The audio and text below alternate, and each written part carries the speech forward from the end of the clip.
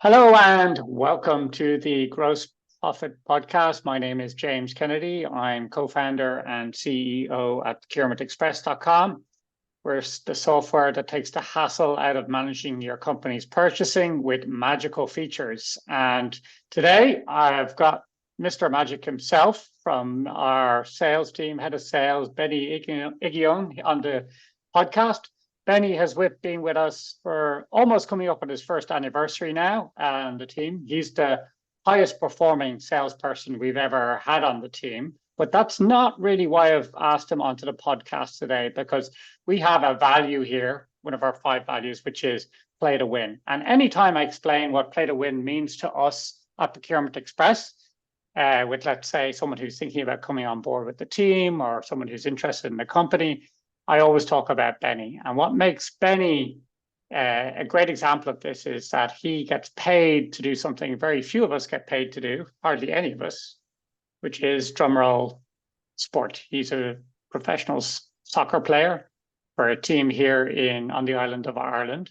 And we're going to talk today about what you can learn from competing at a high level in sport and how you can apply that to your business. So Benny, you're very welcome to the podcast. Thank you so much for having me. I've been looking forward to actually doing one of these podcasts with you because I've been listening out to the last couple of ones you've been doing. I like the one you did with Richard last time. That was really cool. Just the origin story. That was really cool. So thanks for having me. I appreciate that. Yeah, great. Yeah, and thanks for that. It was great to have Rich on. If you're interested in the backstory of Procurement Express, have a look for Richard on our podcast. And Richard's my business partner. We go over how the whole thing got started. And we are almost 10 years later. It's insane. So Benny, let's hear a little bit about you, where you come from, what brought you to Procurement Express. Tell us a bit about your history. Yeah, thanks again for having me. My background, I'm from Leeds, originally from Leeds. I studied at Leeds Beckett University. So my educational background is in broadcast media and digital technology. I had little spells at Heart Radio. Did a bit of presenting as well. So that's sort of where I learned to speak a bit more publicly. I've always wanted to speak publicly. I think when I was in high school, they had the opportunity to select a few guys to do a speech for one of the MPs, Ed Balls. And I put my hand up and I was like, I'm going to do it. And I was selected for that. So that's sort of where I started. In terms of my work background, I've worked in fintech. I've worked for PayPal. I've worked for Clearco, worked a little bit. I think I've got about 8+ years background in sales now. And also on the side, I play football. Played football professionally for about 9 years. And the last 2-3 years have been on and off professional, semi-professional. So like last season, up until 2 months ago, I was playing professionally. But this season, it's classed as semi-pro, so back down semi-pro. So I need to get a couple more goals and move back up, but it's great. I'm having a great time. It's good. Very good. And can you tell us a bit about what team you play for? Yeah, right now I'm playing for a team called Ballymacash Rangers. They're in the 3rd division in Northern Ireland. It's semi-professional, but it's a good team. We've had our first game of the season already and we won 3-1. I scored 2 goals in that game and I got man of the match and player of the week for the league as well. So not trying to brag, but it was pretty impressive because I'm looking forward to get something like that for a while. So yeah. Yeah, actually, you've reminded me now something really amazing about you, which is, and I also tell people, is that Benny, I don't play computer games, but FIFA 2022, is it that if you go and play that computer game, you can actually play as Benny in that video game? So if you have a PlayStation at home, check it out and look for Benny and you'll be able to play as him. So that's pretty cool. The kids will know more about that than I would, but yeah. Yeah, thank you. Not many people can claim to be in a video game. Awesome. So listen, we're going to have and also it's good to know you have the media background. You can take over from me when I retire here in about 15 years time. So let's see, you can teach me about a thing or two about this, but let's talk about, because, it came up, we were having an all hands meeting, I can't remember what it was, a couple of weeks ago, but you said something that really stuck out to me as your experience from, playing professionally on the pitch. And I'm going to get to that just a little bit towards the end of the podcast, but it was very, very insightful. And it was the reason we're having a chat today. And it really got me thinking, well, what else, what other lessons can we learn in business from, from professional sports? And as someone who does it, I think you're the perfect person to talk to about this. So let's talk. I've got here a couple of topics. They're normally fairly dry topics that we all have to deal with. And you've got some interesting stories about how they come alive on the pitch. So let's kick off with the much maligned process improvement. You always hear about process improvement. We must improve our process, fix the problems. What do you learn? How does that translate onto the sports pitch? Yeah, well, that's a really great point, to be honest with you. And I don't know if I'm the expert, but based on some of the findings of the environment I've been in, I think in sport, it's a constant every single day. It's that 1% better, and it's practice repeating the things you do day to day to make sure that you understand it, that you can do it so well, even if you were, sleeping. And it's the same thing that I try to bring that onto, my work outside of football, listening to my calls. If I make a call with a client and I think it was a great call, I save it for later on to listen to it, to see, okay, how did I phrase that sentence? How did I listen to what the client said, repeat that to them so they understand that I've listened and understood what they're saying, and then provide them the answer based on what they've relayed to me. So there's little things, that's what I do in terms of listening to my calls. But again, reflecting back on the football perspective or sports perspective, playing in the position I play in, I play up front, and there's little things that they expect from a player of my stature, like, because I'm a big striker. Your first touch has to be on point. Your positional play on the pitch has to be great. Things like winning your headers, you have to win it. So those are the things you have in your mind as like, these are the minimum requirement to me to just earn the right to be on the pitch. And I try to take that across as well to, working in sales. Minimum requirement is sending out the emails to your clients, making sure you follow up with calls just to chase up, make sure. And also when you send out the emails, it's a scenario of, let's say, for example, you message me today at 12 o'clock. Inside me, in my mind, in my head, I know I have to reply to you within 10, 15 minutes, just because that way you get the response you want. And the thing I've learned working in sales is time kills deals. The longer you take to respond to a client, the easier it is for them to speak to someone else or look elsewhere to get a response quicker, because the reason why they're reaching out to you is because they want an answer and they want an answer now. So again, those little things. So, the process of improvement, I know I kind of mentioned loads of different examples, but the short answer is you have to constantly be thinking about ways in which you can refine your skills, highlight the bits that you're good at, do it excellently, perfectly every time, but start picking out little points that you're not so great at and look at someone else who's great at it and see what they're doing really well and try to pick up on that and try to apply that. And it's just a constant, you have to be on all the time, constantly improving, constantly looking for ways to improve, and constantly practicing what you're good at so you'll be excellent at it. Yeah, I mean, Benny, you're such a great fit for our team. Like, what's what we call relentless improvement at Procurement Express, one of our 5 values. We did an interview with Christian, our EOS coach. So check that out if you want to find more about what EOS, what it means to us. But we have 5 values. We've already hit 2 of them. We're only 10 minutes into this. It comes up naturally for you. So no wonder you're getting on so well here, Okay, so what you said there, I mean, the great thing about being on the pitch, when I think of that, is like the competition is right in front of you, and failure will be very obvious if you're not improving, if you're not at the practice, if you're not working on your skills. When you show up on match day, it's really obvious. Whereas sometimes in our business, certainly our competitors are over there in Toronto and Boston and the UK and so on. We don't see them, but they are there, and they're bearing down on us in the exact same way. It's just that the urgency isn't there. So how do you what have you learned about dealing with competition, like in general, and how do you apply that to business? Yeah, well, dealing with competition in general, it's something that you look forward to because it's an opportunity for you to show how good you are. That's the best way to look at it. Because otherwise, if you look at it another way, it will probably just make you feel bad and make you not do what you're good at.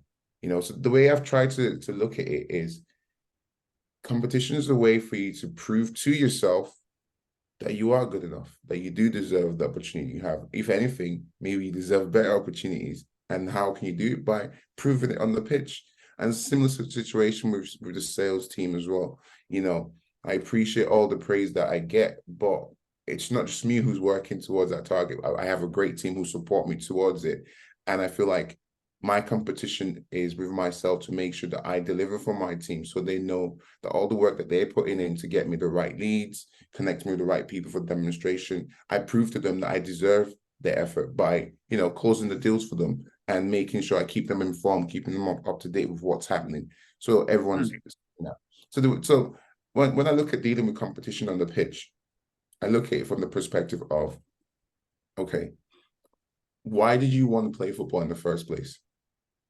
It's because you want to show everyone that you're good. And the competition is the only way you can show everyone you're good. Because if you don't have the competition, then where's the test? Where's the opportunity for you to show you? Because everyone can do it off the pitch. People off the pitch play five-a-side and they do unbelievable things. But when you bring them onto the bigger 11-a-side pitch with the fans there screaming your name, shouting abuse at you, it's a little bit different, It's a little bit more difficult. So it's again dealing with the competition. I think the easiest way to look at it is just the mindset. Competition is a great thing. It's an opportunity for you to get a reward for all the hard work you've put in weeks and months and days before. The competition is there for you to prove that hard work, you did it perfectly, and you can show that you are good enough. So that's why I look at it. Competition is good, and sometimes it makes me nervous, but it's really good. No, it's good. I love your confidence, Benny, because you're extremely charismatic guy, but you never in a self-deprecating way, and you've always had supreme self-confidence. And sometimes when you hear that, you think it's just a great thing to have. You have a way you're not doing anyone else down, but you just know you want to show people you're the best. So I love that. I'm going to learn from that myself. But then what happens when the best get beaten? Like, how about failure? How do you handle that? Because you're right. Why not have that attitude? But then reality gets a vote sometimes. So what do you do then? Yeah, to be honest with you, it's difficult to take sometimes because you think, what did I do wrong? What could I have done better? But you have to look at it from the perspective of the reason why did you get beat? What are the things that your competition did better than you? And yeah, sometimes you don't say this, but sometimes you go away and you sit down quiet, you don't talk to anyone for a few hours because you're so annoyed with yourself because you're like, I could have done that better. But then I know myself, the next thing I think of is, okay, cool, I messed up, so I have to go train. I have to go train and get it right straight away. And sometimes you think, oh, I need to go train tomorrow, but you can't because your legs are tired, right? But then you can't just go and start running or go and start going to the gym. You have to think about the opportunities you had in the pitch that you messed up with. So for example, a great one was on Tuesday. We played the same team that we played on Saturday that we beat 3-1, but we got beat 4-1. And I was really, really, really, really, really, really upset about it because I was just thinking, what could I have done better? And just self-reflecting and just speaking freely, what I looked at I could have done better is, rather than we just flicking the ball on to no one to run through, go get the ball, hold on to it, and bring other people into the game by passing the ball on the ground rather than playing it in behind. Because our pitch is quite big and we have quick wingers and supporting players. So if you play the ball in behind, they can run onto it and get strikes at goal. But this team understood that. So what they did was they put 2 players on me. So one in front and one behind. So even though I win the ball, they did drop off. So the ball's dropped. I'm winning the ball, flicking it backwards to people who are ready to just clear the lines.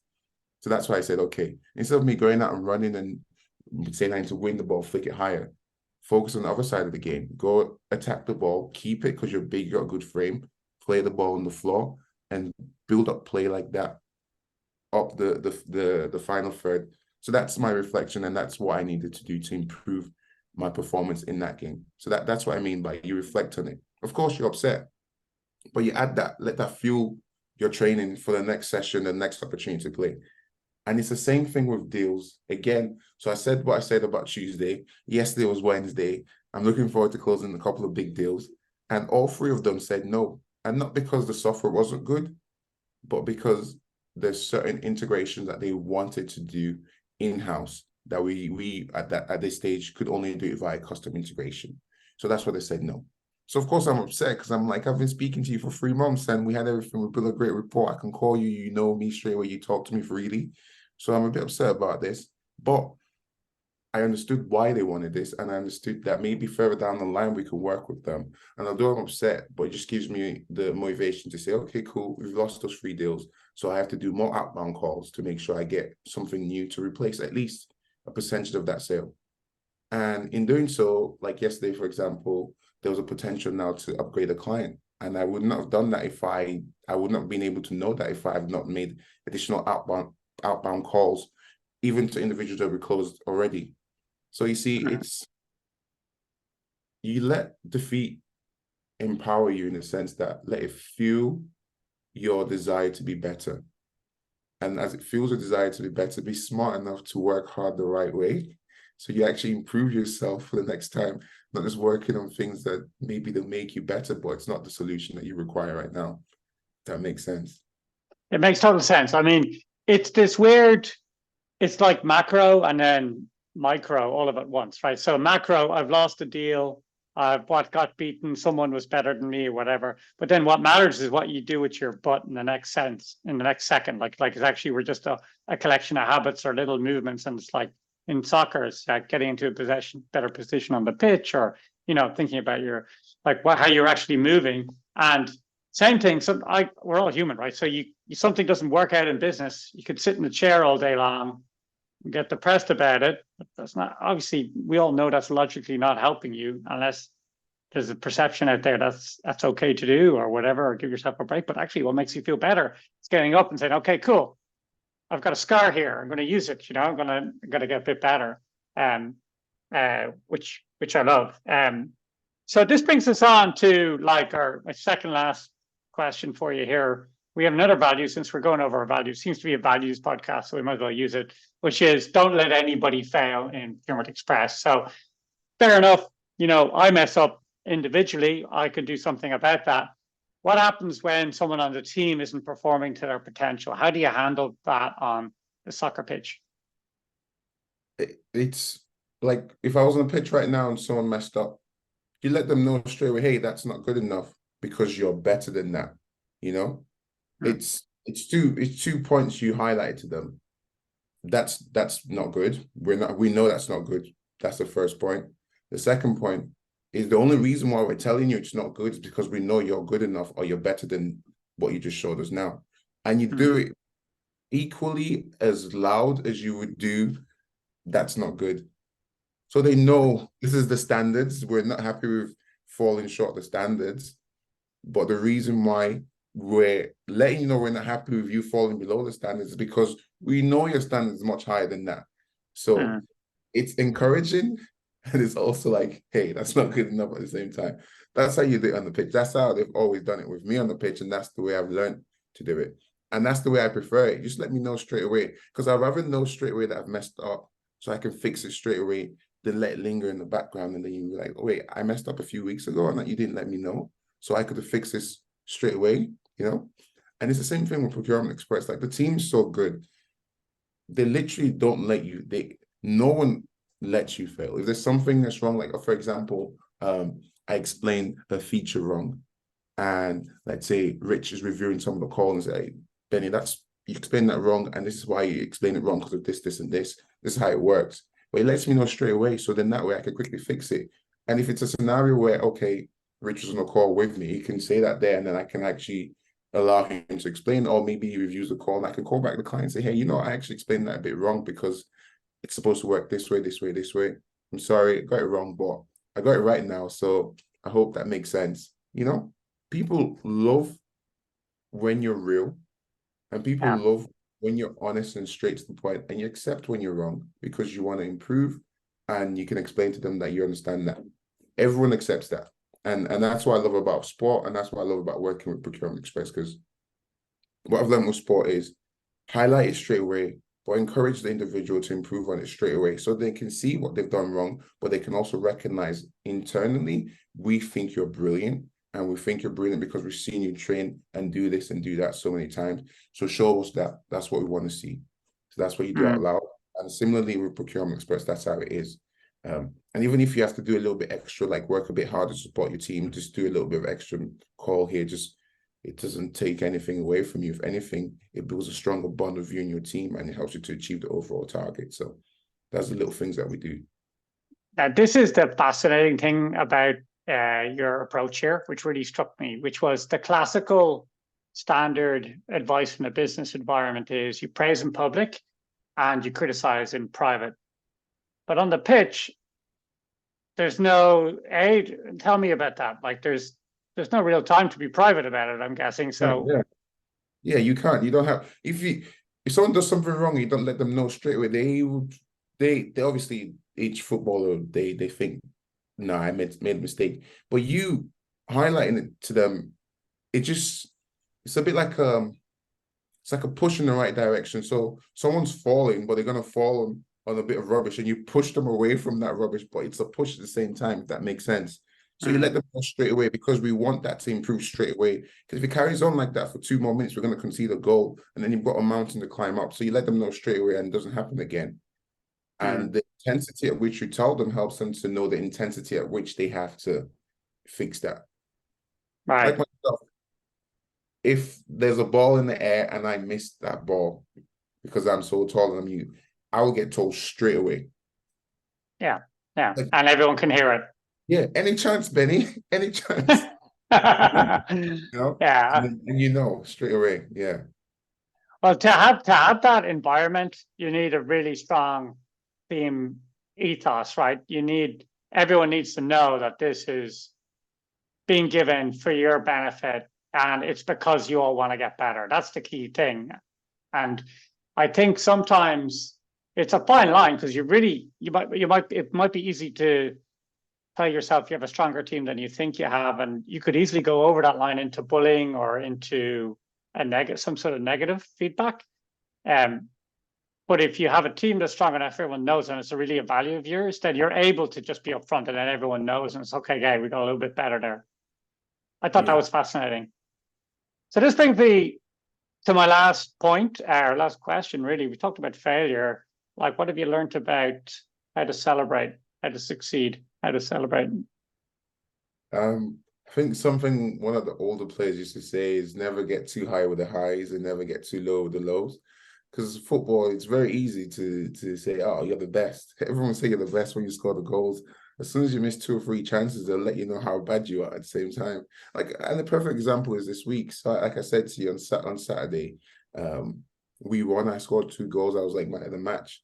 And then on Tuesday, same team, we lost. I didn't score a goal. I was involved in the assist, but it's not a goal. And they let you know how bad, like, why do we have you? You didn't score. You know, they let you know straight away, you know?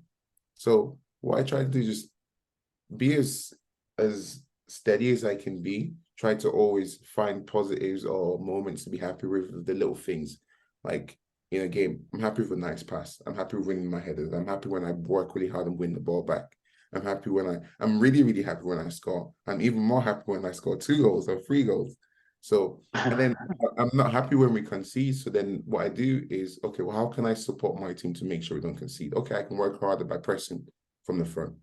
So you try to celebrate the little things, but also try to recognize the bad things so that you can quickly fix it and have more of the good times. So that's how I see it. So I'm always happy because there's always something to be happy about. You choose to be happy, you know? And the same with Procurement Express. There's loads of things to be happy about. When you have a good conversation with a client, or when you reach out to a client that's not responded to you in a long time and they actually respond to you, that's really good. When, for example, Gina from the team sets up a really nice demo and she gives you detail about it, it's exciting, so you're happy, looking forward to it.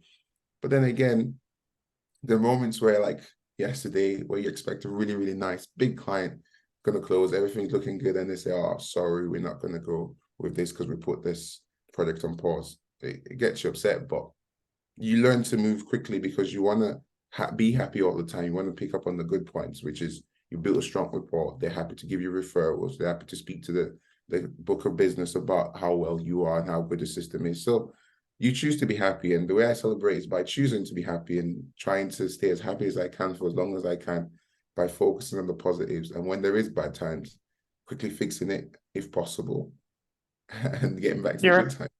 You're a machine, Benny. You're very stoic, I have to say. You're good. You're like very analytical about it. And it's what makes it great to have you on the team. Like I've said this before, but I'll say it in public here, which is that, you know, what a difference it makes. Like there's obviously the engineers, there's success, there's everyone behind you when you're presenting our software, and our strategy, you know, is you literally make the customer say wow when they see the product for the first time.